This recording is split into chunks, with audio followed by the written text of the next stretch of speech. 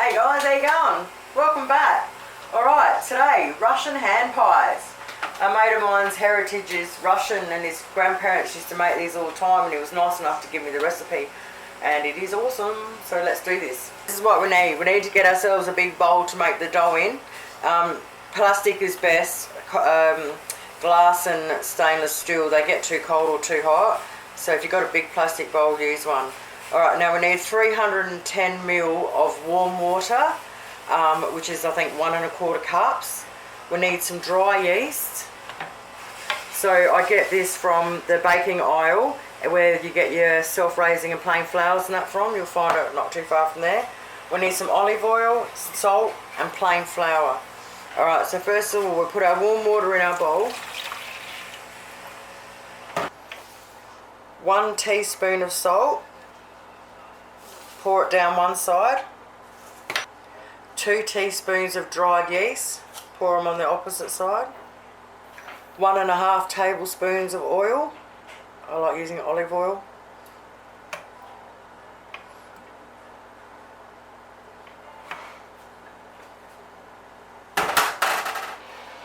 I love using one of these when I make dough. It's really easy to scrape the dough down and get it out onto your surface after.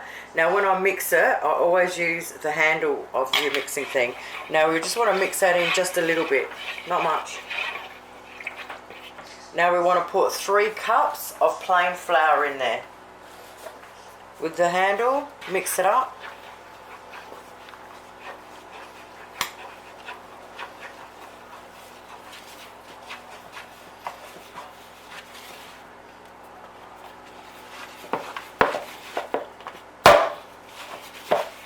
Scrape it around the edges so you're picking up all the flour. Okay, now we've got it into a ball. We want to flour the surface.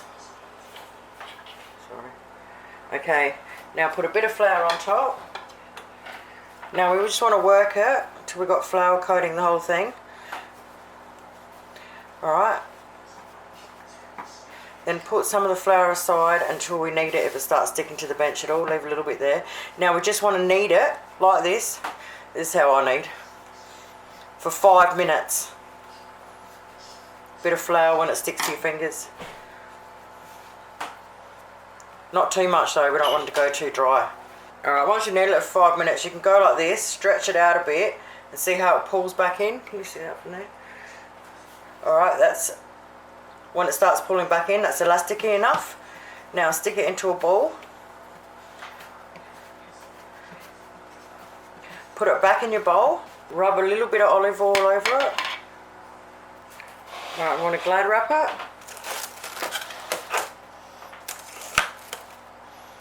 Then put a tea towel over it.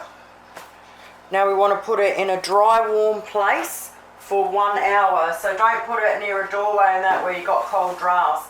Put it in a corner or in a cupboard somewhere. The hour's up. Round 2. Here we go. Alright, take it off. Yum. See how it's doubled? See how it goes down really quick? Alright. Handle of your spoon again. Pop it in. Move it around once just to get the gas out. Flour on your bench. Just a little bit this time.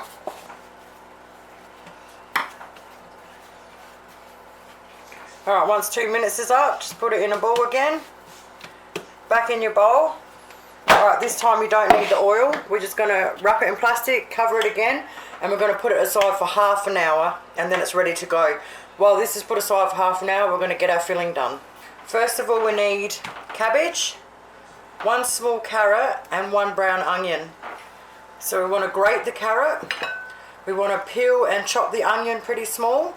And we want to have 2 cups of cabbage, shredded cabbage, which I'm pretty sure means cut it really thinly. I'm hopeless at cutting, so I've cut it thinly and then I've chopped it all up as well. Alright, so 2 cups of cabbage. Alright, so the recipe calls for 300 grams of beef mince. I've got about 400 here, so I'm just going to use it all. But yeah, 300 grams is the recipe of beef mince. Get that ready.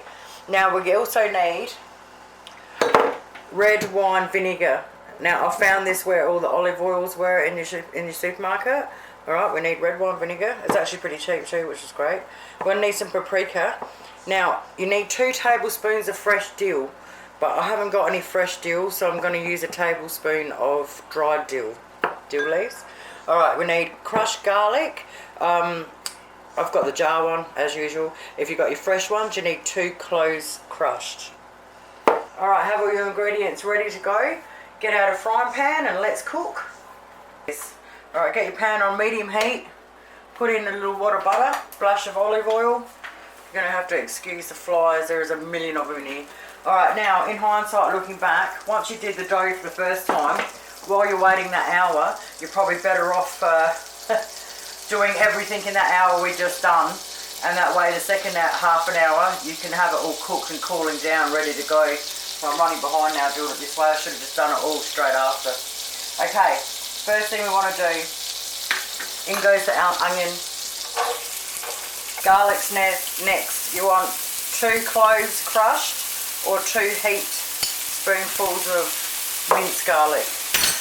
Right, mix it all up. You want to just cook it out for a minute, just until that onion starts to go see-through. In goes the mince. Now we just want to cook it for 2 or 3 minutes and brown it. We don't want to cook it properly, you just need to brown it all. Once we've browned our mince, we want to put our cabbage in.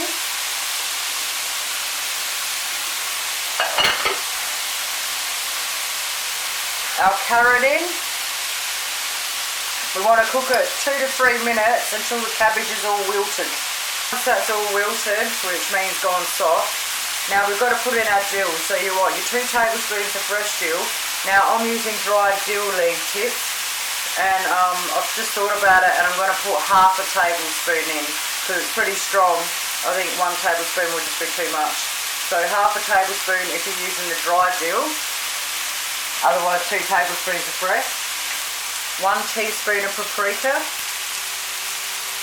and 2 tablespoons of your red wine vinegar.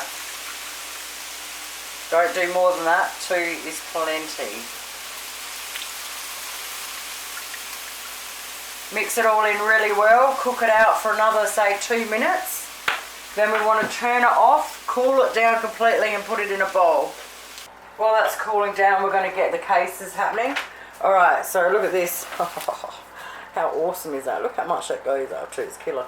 Alright, so first thing we want to do is get a plate and put some flour on it and set that aside for a second. Flour your surface. Alright, get your dough. Where's my thing? Alright, same as last time. Punch it in, do it once, out onto your surface. Alright, once it's out on the surface, a little bit of flour on it, not much. Just put some on your hands. Alright, we want to put it into a log.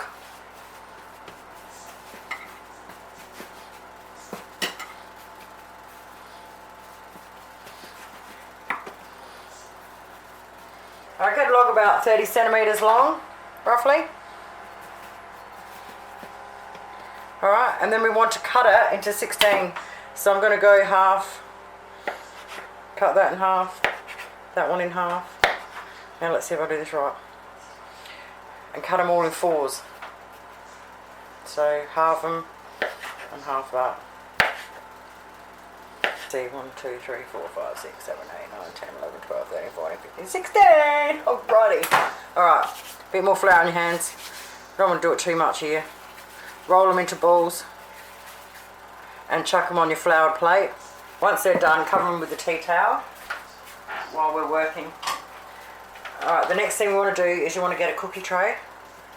Strip of baking paper on it and just sprinkle some flour on it, and this is what we're going to put them on when we make them, to have them sitting there ready to deep fry.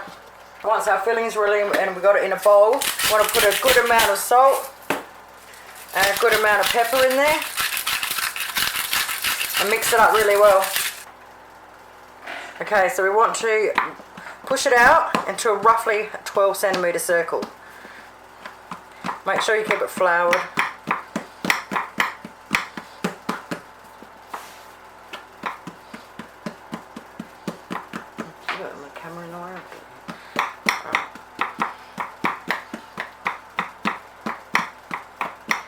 Okay, I don't know what 12 centimetres is on. Do it like that, alright?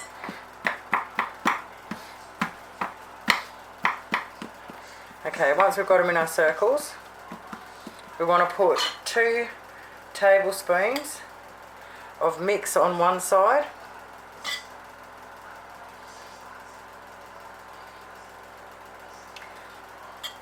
Oh, the first one's a bit... Alright, so 2 heaped tablespoons we want to put in there. Alright, then we want to fold it over it. Alright, pat it down a little bit. And then we sort of want to, you know, like pleat it. So sort of just go around and squash one finger over the other and sort of squash them around.